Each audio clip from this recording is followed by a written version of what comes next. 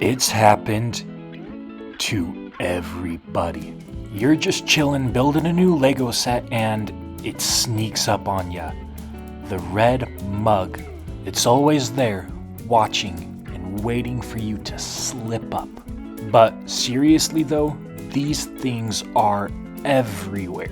They have come in hundreds of sets, and nobody really seems to know why.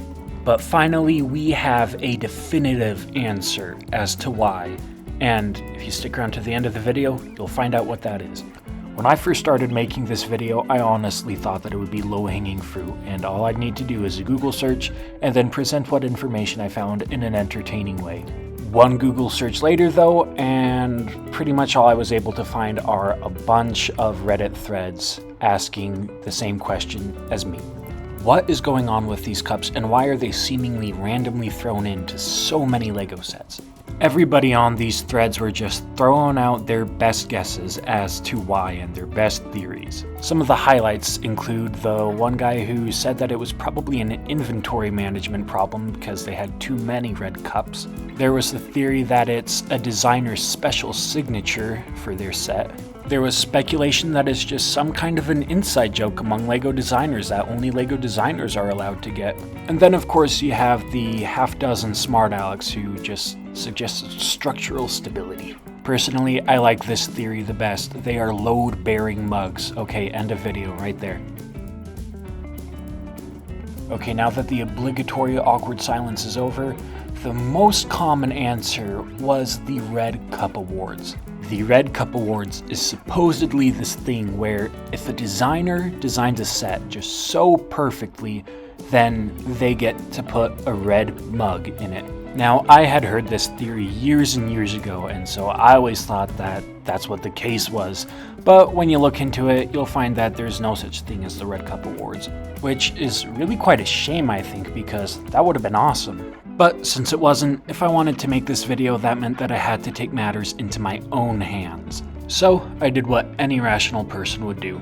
I looked up the names and addresses of as many LEGO designers as I could, flew to Denmark, posed as their long-lost son just long enough to gain their trust, then rummaged through their personal belongings in order to find any documentation regarding the red mug.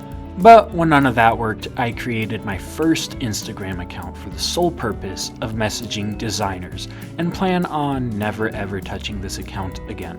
Go ahead, leave a comment making fun of the irony of what's appearing on screen now. But anyways, my tenacity as a journalist is about to show through as I tell the story of how I messaged a grand total of 2 LEGO designers for this question. Now real quick, I know that the gunship gaff that this guy made a while ago gets made fun of a lot in the LEGO community, including by me. But seeing as how he is retiring, I just wanted to take a moment and express how disappointed I was to hear that news, because every single one of the sets that this guy has made are just S-tier sets and pretty much as close to perfect as you could possibly get with LEGO bricks. I think that almost the entire LEGO community would join me in saying, we're really gonna miss you, Hans, and the absolutely incredible sets that you designed. So good luck in your retirement, and if you ever want to come back, we'd love to have you back. But getting back on topic, I messaged Hans and Mr. Caesar Soares here, who is designer of sets such as the 2019 Tantive and the UCS Razor Crest. So I zipped them both a couple of messages via Facebook and Instagram, hoping to get an answer. And so I waited. And I waited. And after a few days, I figured, oh well, I guess at least I gave it a shot. I still have lots of other content I want to make, so we're all good. Luckily for me, though, I was too lazy to close out the Instagram tab, and so a couple of weeks later I saw that there was a message on it. I was confused as to who it might be until I saw Caesar Soares. And finally, I had the answer. I could die a happy man. And that answer was that it is easily recognizable for kids and adds a little bit of playability to the sets. I was a little disappointed to find out that the Red Cup Awards didn't exist, but at least I had the answer now, the correct answer. And now you do too. You know why all of these sets come with random red cups, and you can brag to all your friends about it. And also, a very big thank you to Mr. Caesar Soares for getting back to me. It was really exciting to see, and I was thrilled to be able to make this video.